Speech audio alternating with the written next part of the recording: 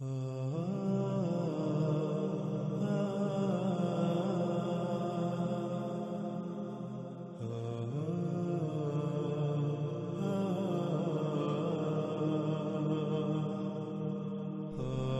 گزشتہ ایک ساتھ میں ہم دجال کو ہر پہلو سے اس طرح کھول کھول کر سامنے لا چکے ہیں کہ جس کا انکار اب کسی کے لیے بھی ممکن نہیں رہا۔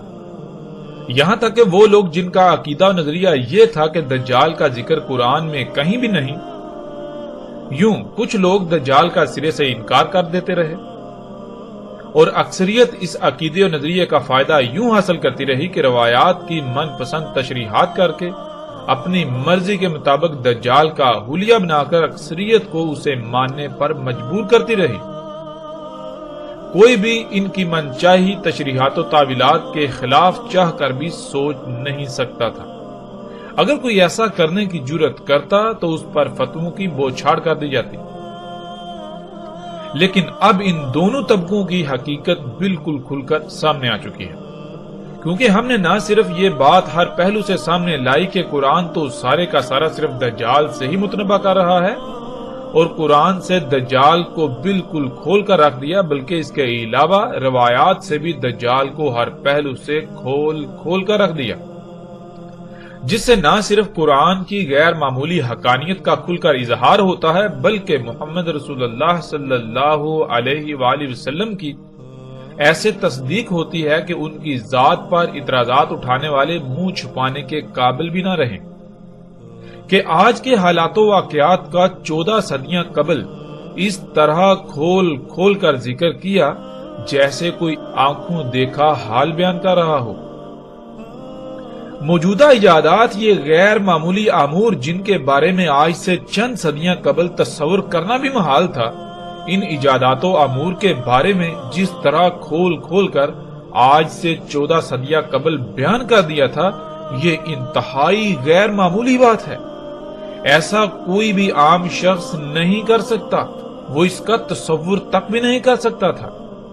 آج اگر محمد علیہ السلام کے بڑے سے بڑے دشمن کے سامنے بھی اس دعوت کو رکھا جائے، ان حقائق کو رکھا جائے کہ دیکھو محمد علیہ السلام نے آج جو کچھ ہو رہا ہے اس کے بارے میں اس وقت یعنی آج سے 14 صدیاں قبل کس طرح کھول کھول کر بیان کر دیا تھا جیسے کہ آنکھوں دیکھا حال ہو، تو ایسے شخص کے پاس سوائے محمد علیہ السلام کی تصدیق کے اور کوئی چارہ نہیں رہے گا۔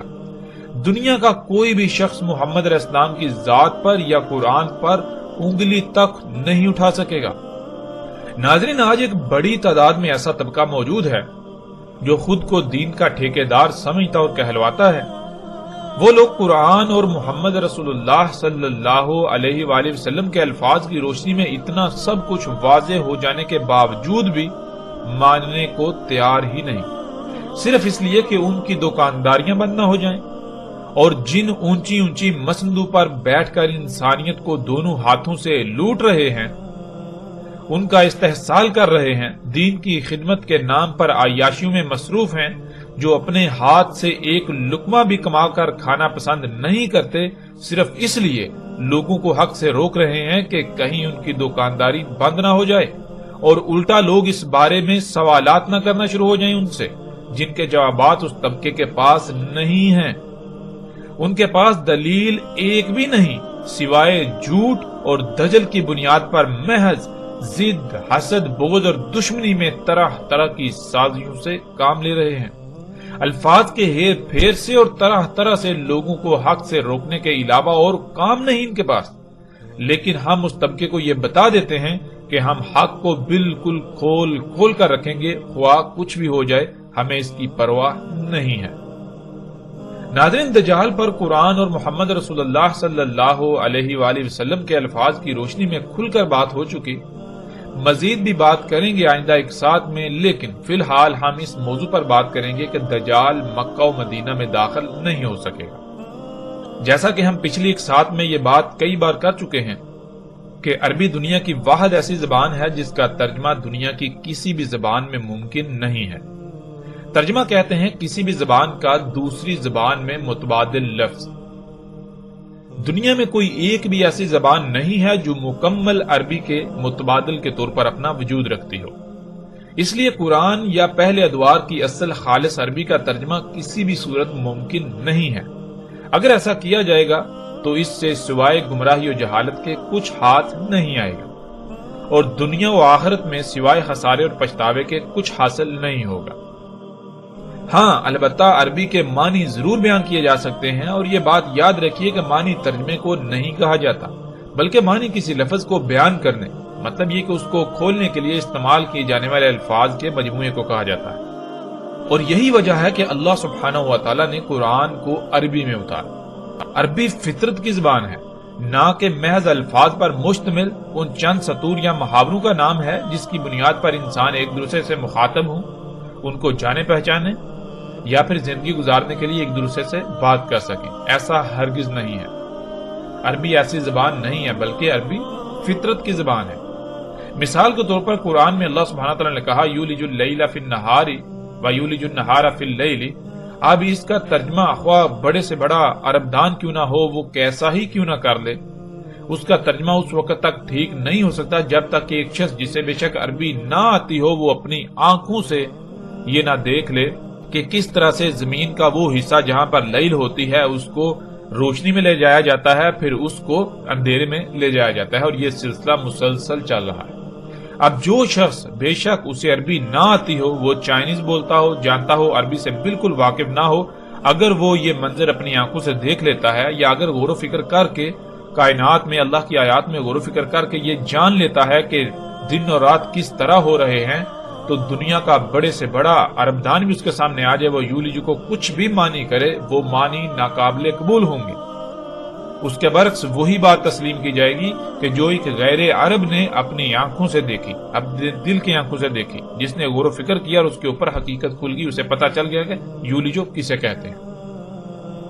بالکل اسی طرح ناظرین، جب تک آپ غور و فکر نہیں کریں گے اللہ کی آیات میں، کائنات میں غور و فکر نہیں کریں گے، تب تک آپ کے اوپر حقیقت واضح نہیں ہوگی۔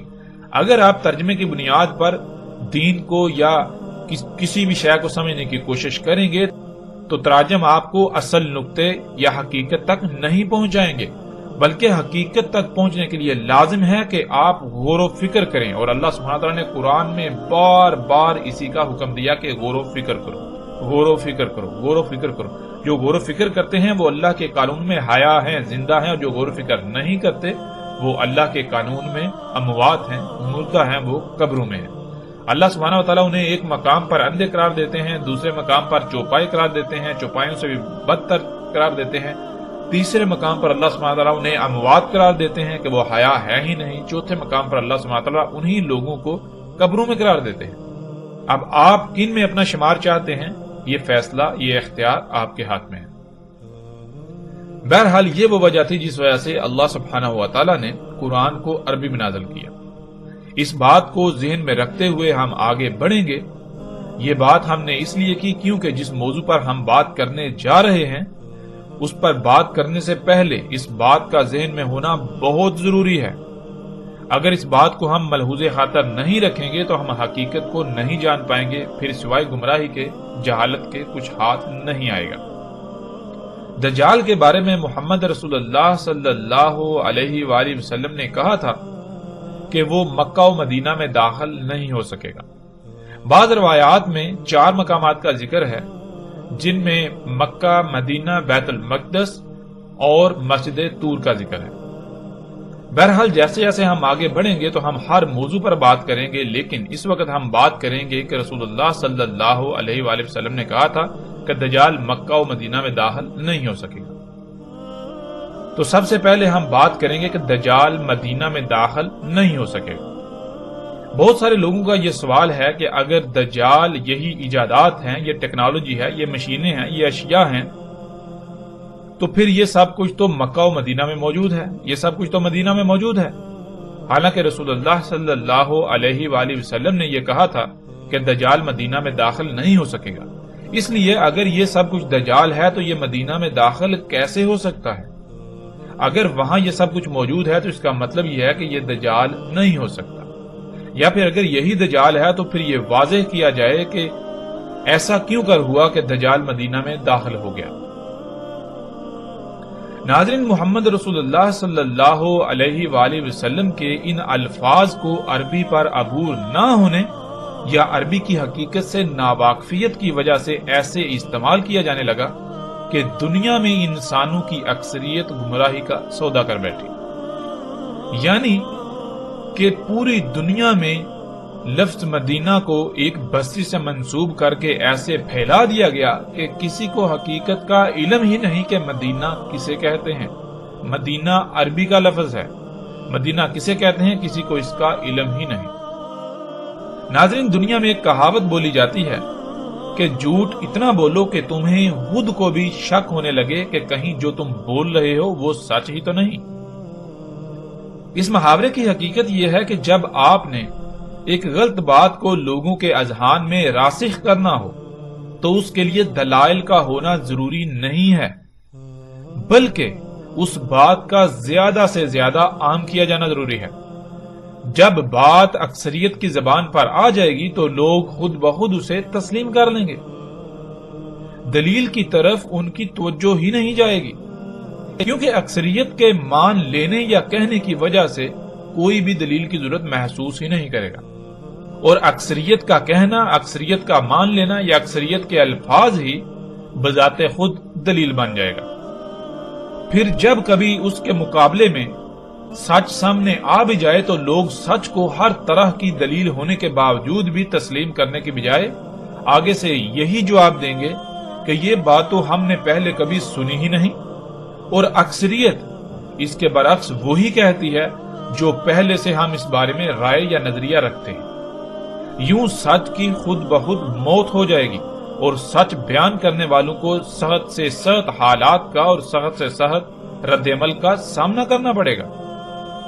سچ بیان کرنے والے کو الٹا دنیا نہ صرف تحقیر کا نشانہ بنائے گی، حقارت کی نگاہ سے دیکھے گی، بلکہ ہر ممکن حد تک تہمت و ملامت کا نشانہ بنائے گی۔ ہر کسی کا یہی جواب ہوگا کہ پہلے کیا ہر کوئی غلط تھا؟ جو ہمارے آباء و اجداد، ہمارے علماء اس کے برعکس آج تک ہمیں بتاتے رہے، آج تک ہمیں سکھاتے رہے، جو آج تک ہم سنتے رہے، کیا وہ سب کے سب غلط ٹھہرے اور اکیلے تم صحیح؟ یہ کیسے ہو سکتا ہے؟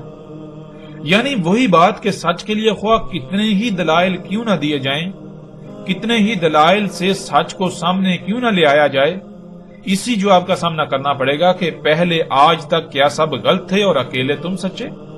آج تک کسی کو سمجھ نہیں ہے اور آج تمہیں سمجھ آ گئی۔ اس بات سے بالکل غافل کہ ہر شے کا، ہر کام کا ایک وقت ہوتا ہے اور اللہ سبحانہ و تعالی وقت سے پہلے کوئی کام نہیں کرتا۔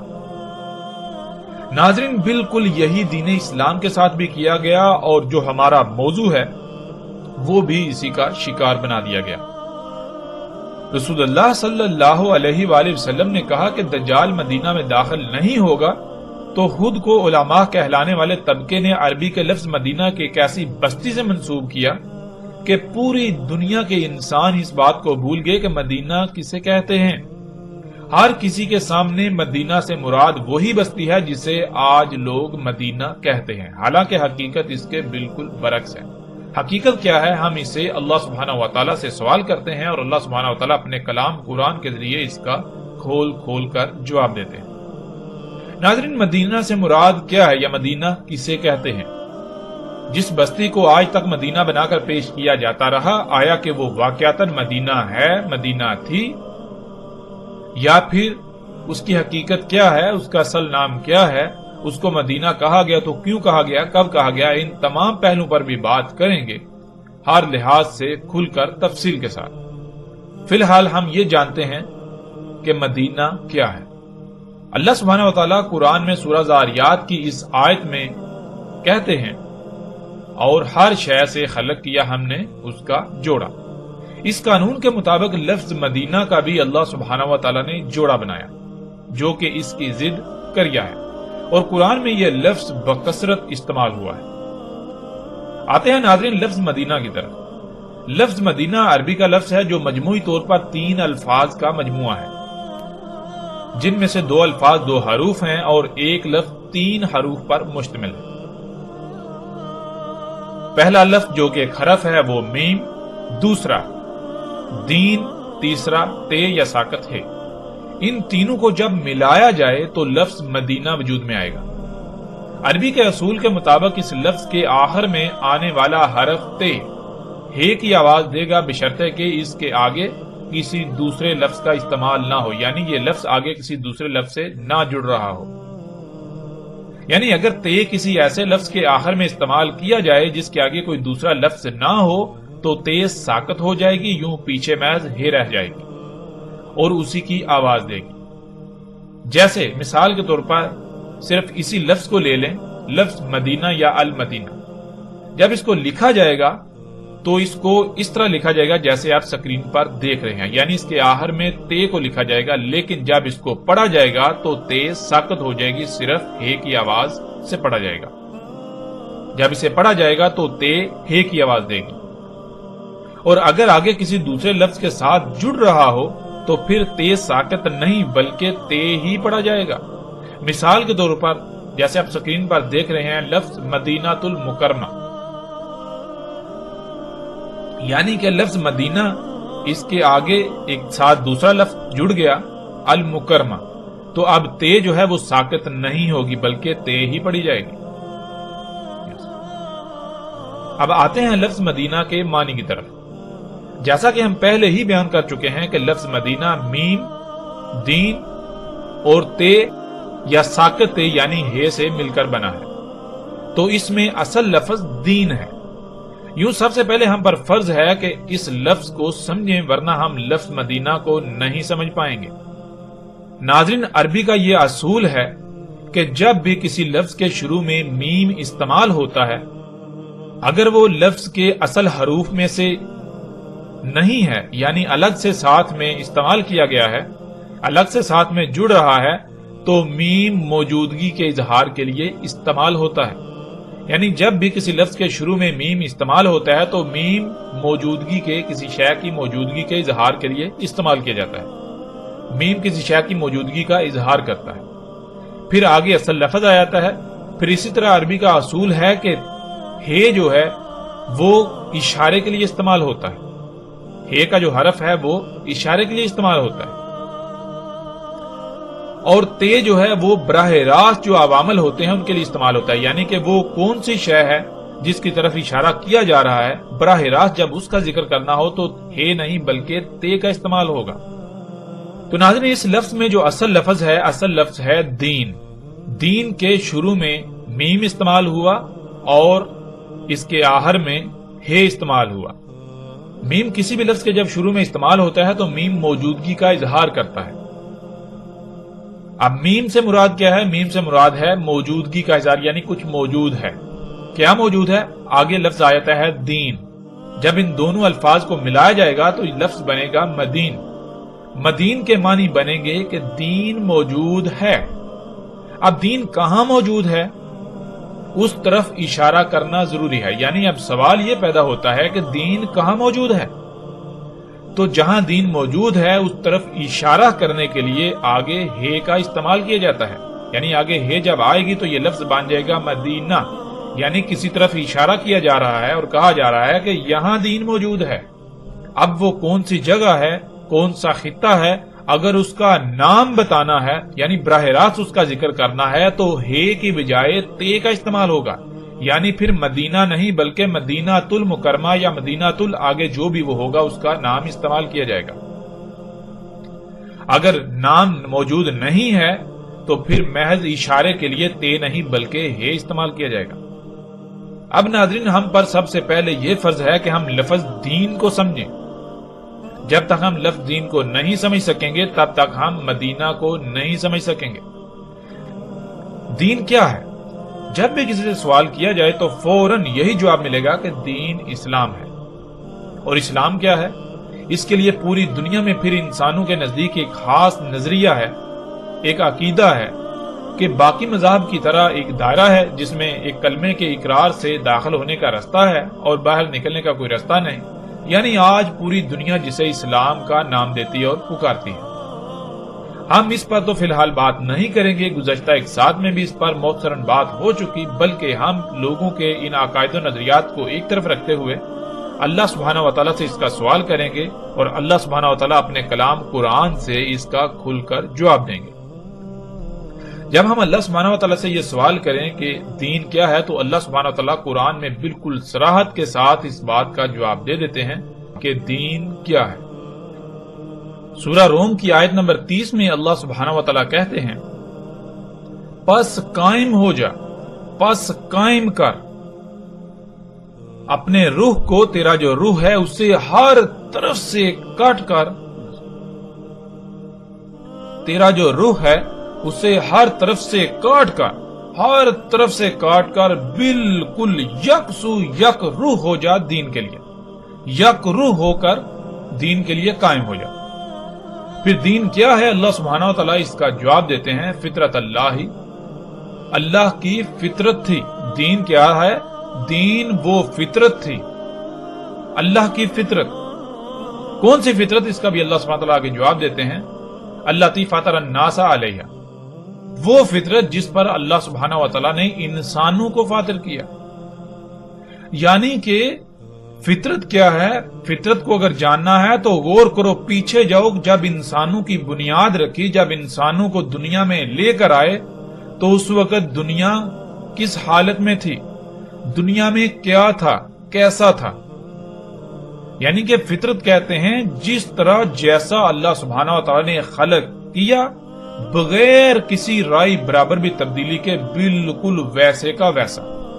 جیسے اللہ سبحانہ و تعالیٰ نے انسانوں کو خلق کیا، تمام مخلوقات کو خلق کیا، جیسی ضروریات اللہ سبحانہ و تعالیٰ نے خلق کی تھیں ان میں کسی قسم کی کوئی بھی رد و بدل نہ ہو، ویسے کی ویسی ہی رہنے دی جائیں، ویسے کی ویسے ہی ہوں، اور انہی سے اپنی ضروریات کو پورا کیا جائے، انہی پر ڈٹا جائے، انہی پر توکل کیا جائے۔ یہ ہے فطرت، یہ ہے دین۔ پھر آگے اللہ سبحانہ وتعالی کہتے ہیں لا تبدیل لخالق اللہ، کہ نہیں ہے تبدیلی، تبدیلی کے متحمل ہے ہی نہیں اللہ کی خلق، اللہ کی خلق کے لیے تبدیلی ہے ہی نہیں، یعنی اللہ سبحانہ وتعالی نے اپنی خلق کے لیے تبدیلی رکھی نہیں۔ جیسا اللہ سبحانہ وتعالی نے خلق کر دیا، اگر اس میں رائے برابر بھی تبدیلی کی جائے گی تو پھر خرابیاں ہوں گی، جس کے پھر رد عمل میں تباہیوں کا سامنا کرنا پڑے گا، سب کچھ درہم برہم ہو جائے گا۔ پھر آگے اللہ سبحانہ وتعالی کہتے ہیں ذالک دین القیم ولکن اکثر الناس لا یعلمون، وہ تھا دین، وہ ہے دین کہ جس پر قائم ہونا ہے۔ یعنی دین کیا ہے؟ دین یہ ہے کہ ہر طرف سے کٹ کر فطرت کے اوپر قائم ہونا ہے، فطرت کے اوپر کوئی مصنوعی شے نہیں ہونی چاہیے، اللہ کی مخلوقات میں چھیڑ چھاڑ نہیں کرنی، جیسا اللہ سبحانہ وتعالی نے خلق کیا ویسا ہی ہونا چاہیے۔ جو اللہ تعالیٰ نے آپ کی حد لگا دی، جو دائرہ لگا دیا، جیسے باقی مخلوقات اپنے اپنے مقام، اپنے اپنے دائرے کے اندر رہتی ہوئی اپنی اپنی ذمہ داری کو پورا کر رہی ہیں، بالکل اسی طرح تم نے بھی سب کچھ ویسے کا ویسے رہنے دینا ہے۔ جو اللہ سبحانہ وتعالی نے تمہارے لیے دائرہ لگایا، جو مقام رکھا، اسی مقام پر رہتے ہوئے، اسی دائرے میں رہتے ہوئے اپنی ذمہ داری کو پورا کرنا ہے اور زندگی گزارنی ہے، یہ ہے دین۔ اور اللہ سبحانہ وتعالی کہتے ہیں انسانوں کی اکثریت جو بھولے ہوئے ہیں، یہ جو انسان ہیں، ان کی اکثریت کو اس کا علم ہی نہیں۔ کیوں؟ اس کا بھی اللہ سبحانہ وتعالی جواب دے دیتے ہیں۔ جب لفظ یعلمون، لا یعلمون کہتے ہیں تو پیچھے جو یا استعمال ہوتا ہے، اس کا معنی کیا ہے؟ اس کے خود ہی آ جاتی ہے، یعنی کہ انسانوں کی اکثریت غور و فکر ہی نہیں کرتی، جس وجہ سے انہیں اس بات کا علم ہی نہیں کہ دین کیا ہے۔ پھر وہ جو اور لوگ جو ہے وہ دین جو ان کے سامنے بنا کر پیش کرتے ہیں، انسانیوں کی اکثریت جو ہے پھر اسی کے پیچھے چلتی رہتی ہے اور اسے ہی دین سمجھ رہتی ہے، جس کا دین کے ساتھ کوئی تعلق نہیں۔ تو یہ تھا ناظرین دین۔ ناظرین دین کیا ہے؟ ہم نے جان لیا، دین کہتے ہیں فطرت کو، دین ہے فطرت۔ اور مدینہ یعنی کہ مدینہ کسی اس خطے، اس علاقے، اس بستی، اس مقام کی طرف اشارہ کر کے کہا جاتا ہے، اسے کہا جاتا ہے جہاں پر فطرت ہو، جو خطہ، جو علاقہ، جو بستی فطرت پر ہو، جس میں اللہ کی مخلوقات میں تبدیلیاں نہ ہوں، سب کچھ ویسا ہو، یا لوگ وہاں کے باشندے، وہاں کے رہائشی ویسا ہی چاہتے ہوں جیسا اللہ نے خلق کر دیا، یعنی فطرت پر قائم ہونا ہی ان کا مقصد ہو، وہاں کے باشندوں کا فطرت پر قائم ہونا مقصد ہو۔ تو لفظ دین کے شروع میں میم دین کی موجودگی کا اظہار کرتا ہے، یعنی دین موجود ہے۔ اور دین کیا ہے؟ دین فطرت۔ اب جب لفظ دین کے ساتھ میم لگایا جائے گا تو یہ بنے گا مدین. مدین کہتے ہیں دین موجود ہے یعنی فطرت موجود ہے. یہاں فطرت موجود ہے, فطرت قائم ہے, اور ہے اس طرف اشارہ ہوتا ہے جہاں فطرت یعنی دین موجود ہے. تو اس طرح بنتا ہے لفظ مدینہ. مدینہ کے معنی ہے وہ مکان جہاں پر اللہ کا دین قائم ہو, یعنی جہاں پر فطرت ہو, وہ مقام جو فطرت پر ہے.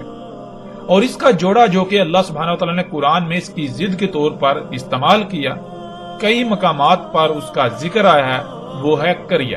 اور پورے قرآن میں اللہ سبحانہ وتعالی نے جہاں بھی ہلاک شدہ اقوام کا ذکر کیا یا ہلاکت کا ذکر کیا, عذاب کا ذکر کیا, تو عذاب قریہ پر ہی آنے کا ذکر کیا, یعنی عذاب قریہ پر آتا ہے. کہیں بھی مدینہ پر یہ نہیں ہے کہ مدینہ پر اللہ سبحانہ وتعالی عذاب لے کر آئے. بہرحال اس پر مزید تفصیل سے آگے چل کر بات ہوگی. ناظرین, قریہ کا مادہ ہے کرا, جس کے معنی ایک شے پر کسی دوسری شے کے ٹکرانے سے رد عمل کے طور پر بلند ہونے والی آواز کو کہتے ہیں. اسی سے لفظ قریہ بنا ہے, اسی سے اقرا بنا ہے, اسی سے قرت بنا ہے, اور اسی سے قرآن بنا ہے. جیسے لفظ اقرا انسان کے سامنے کتاب پڑی ہوتی ہے یا کچھ لکھا ہوا ہوتا ہے, یعنی کہ عمل کسی بھی صورت میں کتب ہوا موجود ہوتا ہے. جب انسان کی نظر یا اس کی توجہ اس پر ٹکراتی ہے تو رد عمل کی صورت میں جو شے سامنے آتی ہے, جو علم رد عمل کی صورت میں سامنے آتا ہے, اسے اقرا کہتے ہیں.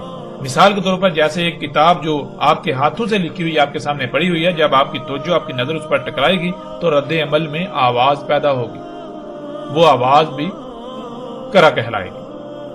یوں قریہ مدینہ کی ضد ہے, اور قریہ کہتے ہیں کسی ایسے گاؤں, شہر, بستی, خطے یا علاقے کو جو اللہ کے کلام یعنی اللہ کے احکامات کے سامنے اپنی آواز بلند کرے, اپنی خواہشات کو ترجیح دے. یعنی اگر اللہ کسی کام کرنے کا حکم دے رہے ہیں تو وہ اس کے رد عمل میں نہ صرف اس کا انکار کر دیں بلکہ اللہ کے مقابلے پر اپنی آواز بلند کریں کہ نہیں, ہم تو وہی کریں گے جو ہماری چاہت ہے, جو ہماری خواہشات ہیں.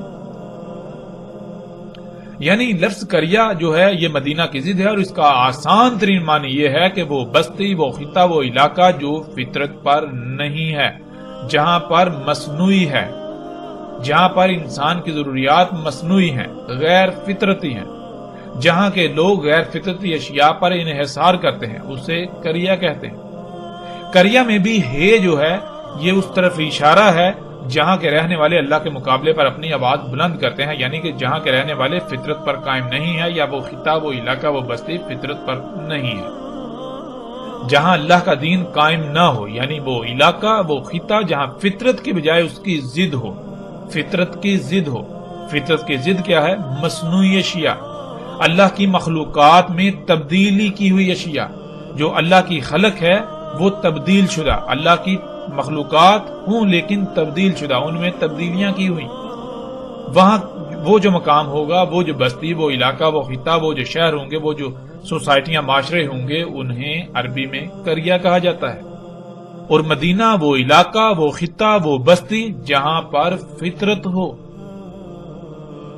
ناظرین, روایات میں دجال کے مدینہ میں نہ داخل ہونے سے مراد سعودی عرب کا شہر یعنی سعودی عرب کی بستی یثرب کو لیا جاتا ہے کہ دجال سعودی عرب کے شہر جسے عربی میں بلد کہتے ہیں, جس کا اصل نام یثرب ہے, یثرب میں داخل نہیں ہو پائے گا کیونکہ وہ مدینہ ہے. یہ بالکل غلط تصور ہے, اس کا حقیقت سے دور دور تک کوئی تعلق نہیں. جسے آج مدینہ کہا اور سمجھا جاتا ہے اس کا نام یثرب ہے, یثرب تھا اور اس وقت تک یثرب رہے گا جب تک اس کا نام بدل نہیں دیا جاتا. اب سوال یہ پیدا ہوتا ہے کہ آیا وہ مدینہ ہے یا قریہ؟ تو اس کا جواب بھی بالکل واضح ہے. اگر تو وہاں اللہ کا دین قائم ہے, یعنی وہ بستی, وہ خطہ فطرت پر ہے, تو وہ مدینہ کہلائے گی, وہ خطہ, وہ بستی مدینہ کہلائے گی. اور اگر وہاں اللہ کا دین قائم نہیں ہے, یعنی وہ فطرت پر نہیں ہے بلکہ وہاں بھی فطرت کی ضد ہے, مصنوعی اشیاء ہے, سب کچھ مصنوعی ہے, تو وہ مدینہ نہیں بلکہ قریہ ہے. ناظرین, اب سوال یہ پیدا ہوتا ہے کہ یثرب کو مدینہ کب کہا گیا؟ رسول اللہ صلی اللہ علیہ وآلہ وسلم کی مکہ سے یثرب کی طرف ہجرت کے بعد یثرب کو مدینہ کہا گیا, اور یہ بات روایات میں بالکل صراحت کے ساتھ موجود ہے. جیسے ہی ہم آگے بڑھیں گے تو وہ روایات بھی ہمارے سامنے آئیں گی. جن میں رسول اللہ صلی اللہ علیہ وآلہ وسلم نے ہجرت سے پہلے بالکل واضح نہ صرف اسے یثرب کہا بلکہ یثرب کو ام القریہ قرار دیا، یعنی جو بھی آس پاس کی قریہ ہیں ان کی ماں قرار دیا، ان کی جڑ قرار دیا۔ اب سوال یہ پیدا ہوتا ہے کہ یثرب کو مدینہ کیوں کہا گیا؟ رسول اللہ صلی اللہ علیہ وآلہ وسلم کی مکہ سے یثرب ہجرت سے پہلے یثرب میں اللہ کا دین قائم نہیں تھا، یعنی فطرت نہیں تھی، اگر تھی تو اس میں تبدیلیاں کی جا رہی تھی۔ مثلا جیسے ہم غور کریں تو صحیح مسلم میں ایک روایت ہے کہ جو 3 مختلف راویوں کی چین سے آئی ہے، اس میں یہ بات بالکل واضح ہے کہ جب رسول اللہ صلی اللہ علیہ وآلہ وسلم مکہ سے ہجرت کر کے یثرب جا رہے تھے تو یثرب کی حدود میں جب داخل ہو رہے تھے تو لوگوں کو دیکھا کہ وہ کھجور کو پیوند کر رہے ہیں، گابا کر رہے ہیں، یعنی اس وقت کے تقاضے کے مطابق جیسے آج بیجوں میں، فصلوں میں سائنسی طریقوں سے مداخلت کی جاتی ہے زیادہ پیداوار کے حصول کے لیے، جلدی اگانے کے لالچ میں، زیادہ اگانے کے لالچ میں، بالکل اس وقت کے تقاضے کے مطابق انسان جو چھیڑ چھاڑ جو تبدیلی کر سکتا تھا وہ تبدیلیاں کی جا رہی تھی، جسے گابا یا پیوند کہتے ہیں۔ تو رسول اللہ صلی اللہ علیہ وآلہ وسلم نے یہ سوال کیا، پوچھا کہ یہ تم کیا کر رہے ہو؟ تو آگے سے جواب ملا کہ ہم زیادہ فصل کے حصول کے لیے ہم اسے گابا کر رہے ہیں، پیوند کر رہے ہیں۔ تو رسول اللہ صلی اللہ علیہ وآلہ وسلم نے انہیں روک دیا۔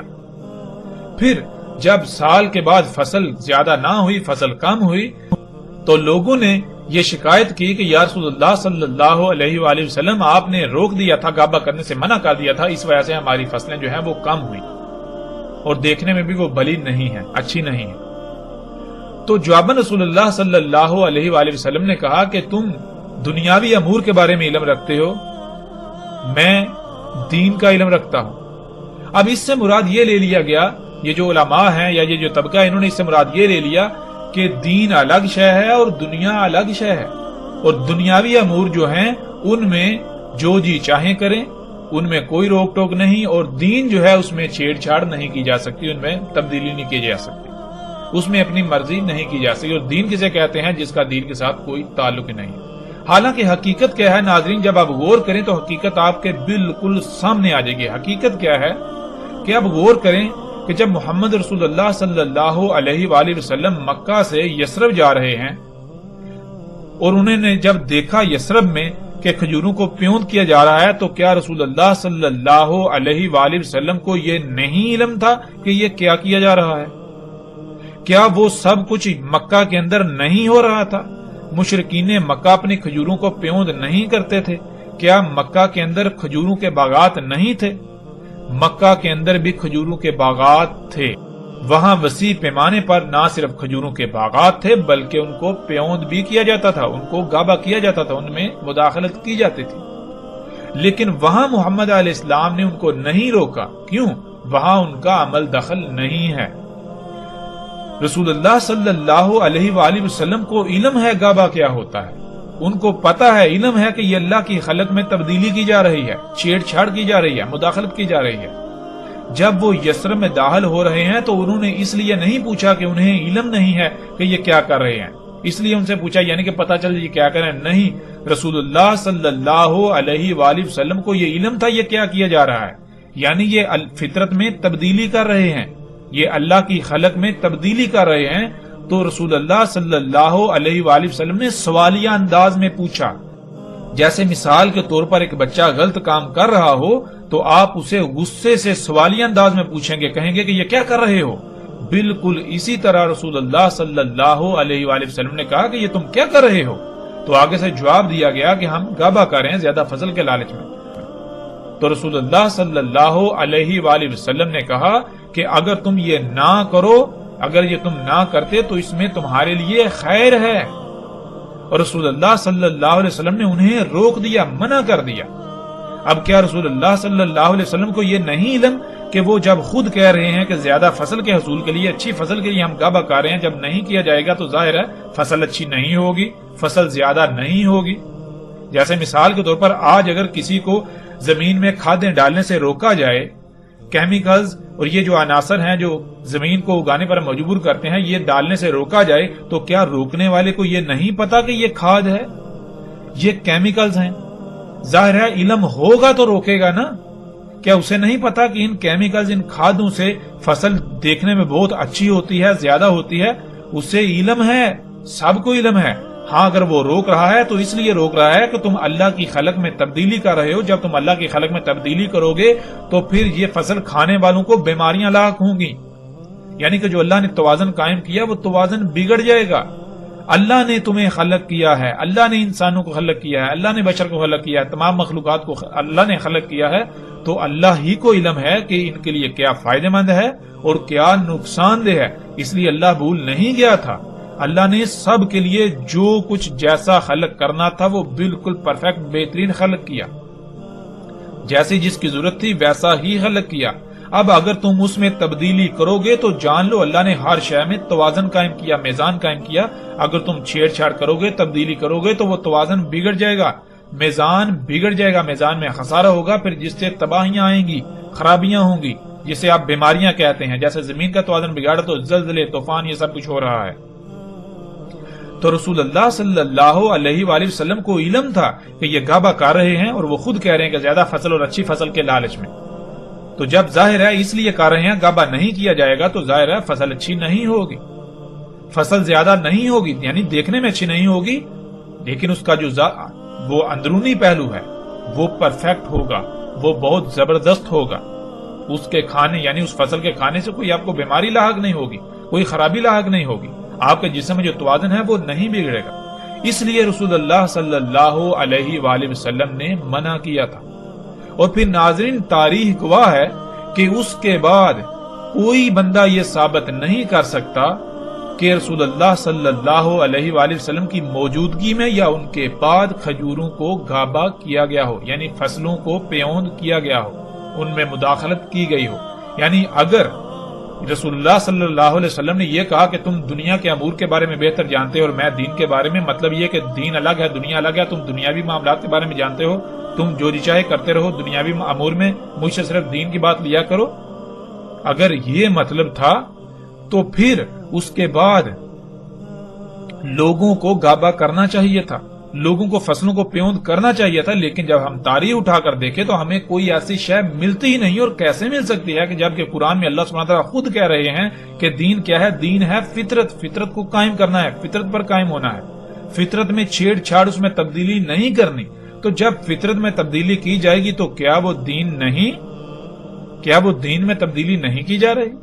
جب دین ہے ہی فطرت تو فطرت میں تبدیلی، دین میں تبدیلی، فطرت ہی تو دین ہے۔ بہرحال ناظرین ہم اس موضوع پر الگ سے تفصیل سے بات کریں گے، لیکن اب ہم بڑھتے ہیں آگے۔ وہ یہ کہ اس وقت رسول اللہ صلی اللہ علیہ وآلہ وسلم نے جب مکہ سے یثرب کی طرف ہجرت کی تو یثرب میں بھی یہی کچھ ہو رہا تھا۔ کیوں؟ کیونکہ یثرب اس وقت تک قریہ تھی، اور جیسے ہم آگے بڑھیں گے تو رسول اللہ صلی اللہ علیہ وآلہ وسلم کے الفاظ میں ہمیں یہ بالکل واضح مل جائے گا کہ رسول اللہ صلی اللہ علیہ وآلہ وسلم نے ہجرت سے پہلے یثرب کو قریہ کہا۔ یثرب قریہ تھی، یعنی وہاں فطرت نہیں تھی، فطرت میں اس وقت کے تقاضے کے مطابق چھیڑ چھاڑ، مداخلت کی جا رہی تھی۔ اور جب رسول اللہ صلی اللہ علیہ وآلہ وسلم نے وہاں ہجرت کر کے چلے گئے، یعنی وہاں دین قائم ہو گیا، یعنی لوگوں کو فطرت میں چھیڑ چھاڑ سے روک دیا، وہاں فطرت ہر طرح یعنی فطرت قائم ہو گئی، ہر لوگ فطرت پر قائم ہو گئے، وہاں فطرت ہی تھی، تو تب اسے مدینہ کہا گیا۔ لیکن اس کا مطلب ہرگز یہ نہیں ہے کہ اس کا نام تبدیل کر دیا گیا، بلکہ اس کا نام جو تھا وہی ہے اور اس وقت تک رہے گا جب تک اس کا نام تبدیل نہیں کیا جاتا، یعنی کہ اس کا نام یثرب ہے، یثرب تھا، یثرب ہے، اور یثرب اس وقت تک رہے گا جب تک کہ یثرب تبدیل نہیں کیا دیا جاتا۔ ناظرین مدینہ یا قریہ یہ نام نہیں ہے بلکہ یہ اسما ہے۔ اسے ہم ایک مثال سے سمجھ لیتے ہیں۔ مثال کے طور پر آپ کا ایک بیٹا ہو، بھائی ہو، یا آپ کا کوئی عزیز رشتہ دار ہو جس کا نام عمران ہو۔ اب اگر تو وہ اللہ کی غلامی کرے گا تو وہ مومن یا مسلم کہلائے گا، یعنی جو احکامات اللہ دیتا ہے ان کو تسلیم کر کے ان کے آگے سرنڈر کرے گا، ان کے اوپر عمل کرے گا تو وہ مومن یا مسلم کہلائے گا۔ اور اگر وہ اللہ کے علاوہ کسی اور کی غلامی کرے گا تو وہ مومن نہیں، مسلم نہیں، بلکہ مشرک و کافر کہلائے گا، مشرک کہلائے گا۔ یعنی ایک انسان، ایک بشر جس کا نام عمران ہے، لوگ اسے عمران کے نام سے جانتے پہچانتے ہیں، اگر تو وہ اللہ کے دین پر قائم ہے تو وہ مومن یا مسلم کہلائے گا، اور اگر وہ اللہ کے دین پر قائم نہیں تو وہ مشرک و کافر کہلائے گا۔ ناظرین، اب لفظ مومن یا مسلم یا پھر مشرک و کافر یہ نام نہیں ہے۔ نام یعنی عربی میں نام کو کہتے ہیں کنیت، کنی یا لقب، بلکہ یہ اسما ہے۔ اسما یعنی اسم سے، اسم کہتے ہیں صفات کو، صفت کردار کو، خصوصیات و صلاحیتوں کو۔ تو مومن و مشرک یہ اسما ہے، یعنی کہ یہ کردار ہے جس کے اندر یہ صلاحیتیں، یہ صفات پائی جائیں گی، اسے مومن کہا جائے گا، خواہ اس کو دنیا کسی بھی نام سے جانتی پہچانتی ہو، کسی بھی لفظ سے جانتی پہچانتی ہو۔ اب ناظرین، مثال کے طور پر ایک شخص ہے، وہ اللہ کی غلامی نہیں کرتا، وہ اللہ کے احکامات کا انکار کرتا ہے اور اللہ کے ساتھ شرک کرتا ہے، یعنی اپنی خواہشات کی اتباع کرتا ہے، اوروں کی غلامی کرتا ہے، تو بے شک دنیا، پوری کی پوری دنیا اسے مومن کے نام سے، مومن کے لفظ سے جانتی پہچانتی ہو، اسے پکارتی ہو، وہ اللہ کے قانون میں مومن نہیں ہو سکتا۔ مومن اس کا لقب ہے، اس کی کنیت ہے، مومن اس کا اسم نہیں ہے۔ جیسے اللہ ہے، اس ذات کا جو لقب ہے وہ اللہ ہے، اور باقی جو ہیں اس کے اسما ہے۔ جیسے الرزاق، خالق، خالق جو ہے اسم ہے، خالق خلق کرنے کی صلاحیت ہونا، خلق کرنے والا۔ اسی طرح آپ دیکھیں کہ قرآن میں آیا اللہ احسن الخالقین، تو دیکھیں قرآن میں خالقین یہ جمع کا صیغہ ہے، یعنی ایک سے زائد خالق، اللہ ان میں احسن ہے۔ اب کیا آپ دیکھتے ہیں، غور کریں، کیا دنیا میں کیا انسانوں کے نام خالق ہیں؟ یعنی اس کا نام بھی خالق ہے، اس کا نام بھی خالق ہے، اس کا نام بھی خالق ہے، اس کا نام بھی خالق ہے؟ نہیں، بلکہ نام تو مختلف ہیں۔ جیسے اللہ یعنی وہ ذات جو احسن الخالقین ہے، اسے ہم اللہ کہہ کر پکارتے ہیں، جانتے ہیں، پہچانتے ہیں۔ بالکل اسی طرح جو باقی خالق ہیں، خالقین ہیں اس ذات کے علاوہ، ان کو بھی کوئی عمران کے نام سے جانتا ہے، کوئی کسی نام کے سے جانتا ہے، کوئی رام کے نام سے، کوئی لکشمن کا نام سے، کوئی کسی نام سے، کوئی کسی نام سے۔ تو بالکل اسی طرح، یعنی کہ جیسے آپ کو بتایا کہ یہ جو مسلم اور مومن یا کافر مشرک یہ سما ہیں، اگر کسی کا نام بے شک مومن ہو لیکن وہ اللہ کی غلامی نہیں کر رہا، وہ اللہ کے ساتھ شرک کر رہا ہے، تو وہ مشرک ہے، اس کا اسم مشرک ہے، مومن اس کا لقب کہلائے گا۔ بالکل اسی طرح ایک بستی، ایک خطہ، ایک علاقہ، اگر وہاں فطرت قائم ہے تو وہ مدینہ ہے، اگر فطرت نہیں ہے، وہاں فطرت کی ضد ہے، تو وہ قریہ کہلائے گی، مدینہ کی ضد۔ دنیا میں صرف دو ہی طرح کے خطے ہیں، اور اللہ سبحانہ وتعالیٰ نے قرآن میں بھی خطوں کی تقسیم صرف دو ہی طرح کی ہے، ایک مدینہ اور دوسرا قریہ۔ یعنی وہ خطے، وہ علاقے جہاں فطرت ہے، جو فطرت پر قائم ہے، انہیں اللہ سبحانہ وتعالیٰ نے قرآن میں ہر جگہ پر مدینہ کہا، اور جہاں فطرت نہیں ہے، فطرت کی ضد ہے، اس وقت کے تقاضے کے مطابق فطرت میں چھیڑ چھاڑ تبدیلیاں کی جا رہی ہیں، اسے اللہ سبحانہ و تعالیٰ نے قریہ کہا۔ اور قرآن میں آپ جگہ جگہ پر ایسی آیات دیکھ سکتے ہیں۔ اب ناظرین، دنیا میں کوئی بھی بستی ہو، اگر اس کو مدینہ کے نام سے جانا پہچانا جاتا ہو، یعنی مدینہ اس کا لقب ہو، اس کا نام رکھ دیا جائے، تو ضروری نہیں ہے کہ وہ مدینہ ہی ہے، یعنی کہ اس کا اسم بھی مدینہ ہے۔ جیسے ایک شخص، اس کو دنیا مومن کے نام سے جانتی پہچانتی ہے، لیکن حقیقتاً وہ مشرک ہے، تو وہ مومن نہیں، مومن اس کا لقب ہے۔ بالکل اسی طرح جسے آج تک مدینہ کہا جاتا رہا اور مدینہ کہا جاتا ہے، وہ مدینہ نہیں ہے۔ مدینہ اس کا لقب تو ہو سکتا ہے، مدینہ اس کا اسم نہیں ہے، اور نہ اسم ہو سکتا ہے۔ یعنی دیکھیں، کیا اس میں دین موجود ہے؟ یعنی کہ وہ خطہ، وہ بستی کیا فطرت پر ہے؟ اگر تو وہ فطرت پر ہے تو وہ مدینہ کہلائے گی، اس کا اسم مدینہ ہے۔ اگر وہ فطرت پر نہیں ہے، وہاں فطرت کی ضد ہے، اللہ کی مخلوقات میں، اللہ کے خلق میں تبدیلیاں کی جا رہی ہیں، تو وہ قریہ ہے، وہ مدینہ نہیں ہو سکتا۔